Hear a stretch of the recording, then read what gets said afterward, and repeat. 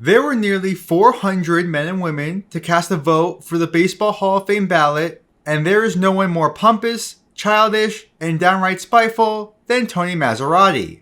He is someone that, for simplicity's sake, has no business being a Hall of Fame voter. He's making a large mockery of other voters, the Hall of Fame itself, and Major League Baseball in general. The members of the Baseball Writers Association ought to feel embarrassed that this man shares the ultimate privilege they do. Who exactly is this person, and why do I say he's the worst Hall of Fame voter out there? Tony Massarotti is currently a radio talk show host for 98.5 The Sports Hub, a role he's covered for 15 years now. His talk show, called Felger and Maz, has received numerous awards, including the Marconi Award in 2019. Prior to his radio show, he spent 20 years as a reporter and columnist for the Boston Herald newspaper, as well as spending a few years as a columnist for Boston.com. In addition, 2 years ago, in 2022, he also spent the season as a color commentator for the Boston Red Sox. It sounds as if he has an impressive resume. Someone who has been covering the Red Sox and baseball in general for decades. What exactly is the issue with Massarotti? Well, let's start with the ballot he casted for the recent Hall of Fame class. As you can see on screen, he voted for only 2 players, Manny Ramirez and Alex Rodriguez. A little unusual, as out of the 218 publicly made ballots, the average number of votes per ballot was 7.5. For reference, a maximum of 10 is permitted. Okay though, maybe he has a good reason why. Those 2 players are the 2 best hitters in this class. Perhaps he's in favor of a small haul. Normally that would make sense, except for the fact that Massarotti himself said, and I quote, "The breadth of candidates this year may have been the best in my approximately 20 years of voting. Lots of serious candidates." So let me get this straight. This year featured the best class of candidates in 2 decades, and not only did you only use 20% of your total voting power, you voted for 0 players in their first year on the ballot. Manny Ramirez and Alex Rodriguez are returning players. So it was somehow the best group of candidates since the early 2000s, and you didn't even vote for any of them. Does this make any sense? What exactly is the logic behind that? That statement alone raises some red flags, but you know what? I'll give Massarotti the benefit of the doubt. Historically, he's voted scarcely, and again, is a small Hall of Fame type of person. Fair enough, but why not vote for Adrian Beltre? Beltre is perhaps a top 5 third baseman of all time. Among all third basemen throughout MLB history, he's in the top 5 in hits, runs, RBIs, doubles, home runs, games played, and plate appearances. In addition, he's also among the greatest defensive third basemen ever, arguably only second to Brooks Robinson. So, one of the top hitting and fielding third basemen to ever play the game is not an all-timer. Again, I must ask, where's the logic behind that? At his position, how is Adrian Beltre not one of the greatest of all time? Oh, you'll love his explanation. I want all-timers in the Hall of Fame. That's what I want. He was not an all-timer. The numbers were built up, steadily. He had one absolutely magnificent year. Oh, in the case of Beltre, can you win an MVP for me, for God's sakes? Well, look. Can you be the talk of your sport for one season? Name me the signature moment of Adrian Beltre's career. People tapping his head. Right. And getting uncomfortable about that. Right. Can you name one? I can't, so I'm telling you. I can't really. He never hit more than, 35, 36 beyond that. And even then, he was only over 30 a couple of times. And I'm not telling you he's a bum. I'm telling you, if he had more years like the year that he had in 2004, I'd feel differently. According to Massarotti & Co., Adrian Beltre is not Hall of Fame worthy because he never had a defining moment and only had one really good season, never winning an MVP award. Because that makes a lot of sense. A player is only Hall of Fame worthy if he has a signature moment, an MVP, or multiple epically great seasons. Well shoot, Juan Gonzalez not only has 2 MVPs, he has an additional 2 top 5 finishes. I suppose Massarotti would support him being inducted into the Hall of Fame. In terms of signature moments, Joe Carter not only hit one of the most famous home runs in MLB history, he has more top 5 MVP finishes than Adrian Beltre. That must mean Carter is more worthy for Cooperstown than Beltre in the eyes of Massarotti. Forget any accomplishments, forget stats, because that's all that matters now. Oh, by the way, he used this phrase. The 1% of the 1% of the 1%. Yet, Adrian Beltre is one of 11 players ever with at least 450 home runs and 3,000 hits. Over 23,000 men have played in the big leagues. Beltre is one of 11, and that's not top talent apparently. Oh, and I couldn't let this slide by, but Massarotti hints that Beltre may have been juiced up prior to entering free agency. So I don't know. I always tended to look at Scott Boras' clients in free agent years and wondered what the hell went on there. So forgive me for being a skeptic when that happened. It's also kind of funny that for a sports talk show based in Boston, led by former Boston sports writers, they forget to mention Wade Boggs when discussing the all-time best third baseman. George Brett, Mike Schmidt, ahead of Brooks Robinson, just behind Chipper Jones. That's honestly humiliating, but wait, there's more. One of the other reasons why Massarotti does not consider Beltre a Hall of Famer is because he was never the best player on his team when he was playing alongside Ivan Rodriguez and Rafael Palmeiro. He was never even the best player on his team? I don't think so. I mean, again, he played on those Rangers teams. Pudge. You know, I can't remember if Palmeiro was on those teams or not, but regardless, I'll stop with Pudge. I don't ever feel like he was the centerpiece of a championship caliber team. Okay, first off, what a lousy excuse it is to say he was never the best player on his own team. That's just a flat-out lie, as during Beltre's tenure as a Ranger, the club won 1 pennant and made the postseason 3 times, and he was the best player on those teams. Not to mention, you know who else was almost never the best player on his own team? Lou Gehrig. Does that make Lou Gehrig any less of a Hall of Famer? Secondly, and most shockingly, Adrian Beltre never played with Rafael Palmeiro or Ivan Rodriguez. Rodriguez played for Texas from 1991 through 2002 and again in 2009. Palmeiro played there from 89 to 93 and again from 99 to 03. Adrian Beltre was a Ranger from 2011 to 2018. Massarotti can't even get the facts correct. You're a radio talk show host and you can't be bothered to do 2 seconds of research? This is such a simple thing to check, but forget that. I suppose getting the facts correct doesn't matter as long as you attract an audience. As stupid, inconsistent, and flat out wrong as they're thinking when it comes to Beltre, what are some of the reasons Massarotti and his co-hosts have for why Todd Helton and Billy Wagner should not be in the Hall of Fame? They don't even know who Billy Wagner is, man. Because everybody wants to be nice and put everybody in the Hall of Fame. We're not celebrating and talking about the guys that actually put asses in the seats and we cared about, like Alex Rodriguez or Manny Ramirez. How about look at Helton? You know what, Helton's... in the steroid era in Colorado. The Hall of Fame's also supposed to be kind of fun. What is Todd Helton's highlight pack going to be? Couldn't even tell you. His OPS away from Colorado was 200 points lower. He hit 287. Because who would care about Todd Helton?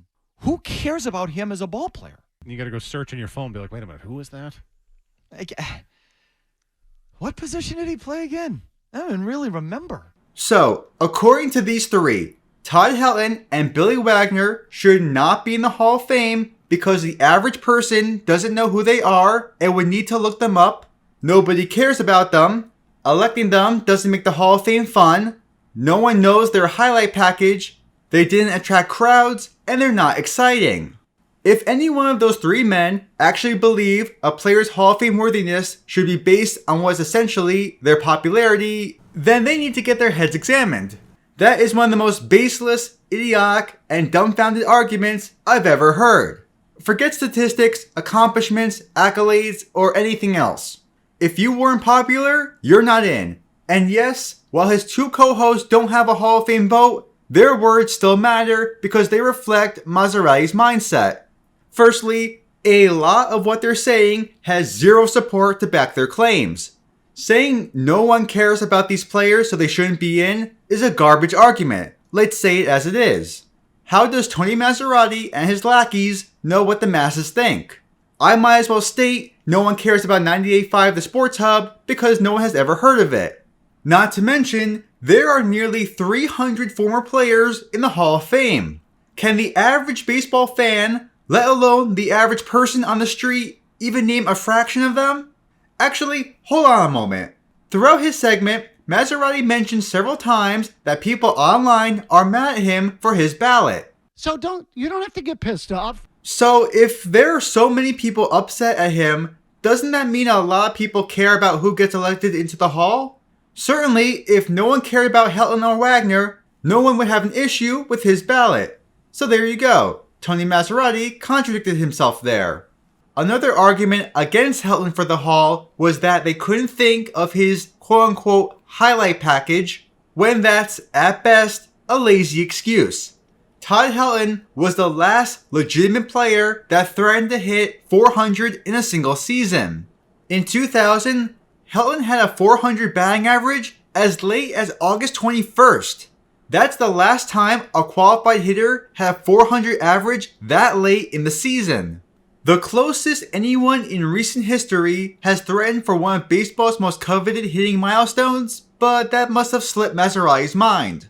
The three don't say as much when it comes to Wagner, other than having him and Helton in the Hall wouldn't make it fun and that everyone wants to be nice and elect everyone in. Other than the fact that that last part about electing everyone in and being nice is a giant lie, they're saying the Hall of Fame isn't fun because of a few players? Did the Hall of Fame overnight become dull and boring because a handful of recent inductees? There's no basis to that. Moving on, the very few actual statistical arguments Massarotti makes against Helton was that he posted his numbers during the hitter-friendliest conditions of all time, saying his OPS is 200 points lower on the road and that his batting average on the road is only 287. To debunk all three, Helton's road batting average is higher than 50 Hall of Famers' career batting averages. Helton's road OPS is still solid, being higher than the career OPS of over 100 Hall of Famers. To go hand in hand with playing at Coors during the steroid era, that's why we used adjusted OPS. Helton's 133 mark is within the top 75 among Hall of Famers, although to be fair, I doubt Tony Massarotti knows what adjusted OPS is. The few realistic points he tries to make, once again, have zero support to back them up. I also want to point out when Massarotti claimed Helton and Wagner should not be in the Hall of Fame because they didn't attract crowds. While that point is laughable, Massarotti himself does not even follow his own logic. Sammy Sosa was on the Hall of Fame ballot for 10 years, and Tony Massarotti voted for him not one time. Sosa, along with Mark McGwire, was a part of one of the most famous events in sports history. I'm not going to go into detail about the home run chase in 1998, as it's one of the most documented moments in baseball history. To go along with the chase, Sosa also has one of the most legendary careers of all time, being just one of 9 throughout history with at least 600 home runs, and he was only one of 5 at the time of his retirement. Sammy Sosa, based purely on his stats, was among one of the all-time greats, has an MVP award, and was responsible for attracting an enormous amount of spectators and viewers during the home run chase. Despite all of that, Massarotti went 0 for 10 on voting for him. He doesn't even stand by his own beliefs. Tony Massarotti is nothing more than a hack. Oh, and just for fun, other players he never voted for include Jeff Bagwell, Mike Mussina, Fred McGriff, Vladimir Guerrero, Larry Walker, Craig Biggio, and Trevor Hoffman.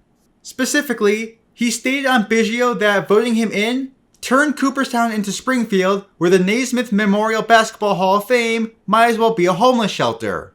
His co-host stated Biggio should not be in because he was never a top 5 player in the league since he only placed inside the top 5 in MVP voting twice, questioned if he was ever great, and only hit .234 in the postseason.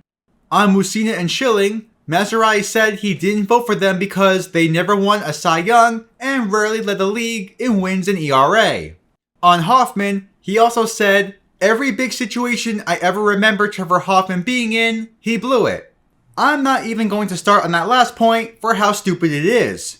I didn't even mention yet that during his radio show, he continuously made himself out to be the victim, putting the entire blame on everyone else.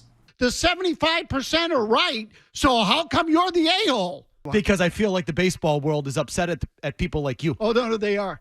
They're in a manhunt for people like Maz. Oh, yeah, no, they're out to get me. I can't take anyone under 40 seriously. Like, if you're putting people like this into your Hall of Fame, you suck. Todd Helton. And I'm the a-hole. C.J. Nitkowski, a former Major League pitcher, who was on Twitter and said that there were two quote-unquote writers, which he put in quotes. Yeah, that's all it lets you know he's super serious. Well, No, people aren't mad solely due to your ballot. People are upset for your inconsistent, baseless reasonings. If you at least had a decent excuse, it would make sense. But saying a player should not be in the Hall of Fame because he was not popular is making a joke of the entire process. Well, it's easy to see why he doesn't take the Hall of Fame voting seriously, as he believes the Hall of Fame and baseball in general don't matter anymore. well, look, again, so to me, this is part of the problem with why the Hall of Fame doesn't matter anymore. And the big thing is the sport doesn't matter anymore. The sport doesn't matter anymore. So you're telling me someone who doesn't care about the Hall of Fame, who doesn't care about the sport of baseball, who let alone has not been a regular sports writer in 15 years, gets a Hall of Fame vote? To quote an acquaintance of mine, fellow YouTuber JaguarGator9, "I'm sorry, what? Why does someone who doesn't care get to vote, let alone want to vote? Can someone from the Baseball Writers Association give me a legitimate reason why this person continues to get a vote? I don't get it. I really don't get it." I'm a little surprised actually that Massarotti was not stripped of his privilege last year, when he was suspended from his radio show. In February 2023, Massarotti was suspended when, while broadcasting a show from a hotel in New Orleans, two African American men sat near his co-host and Massarotti said to him, They can't hear us, right?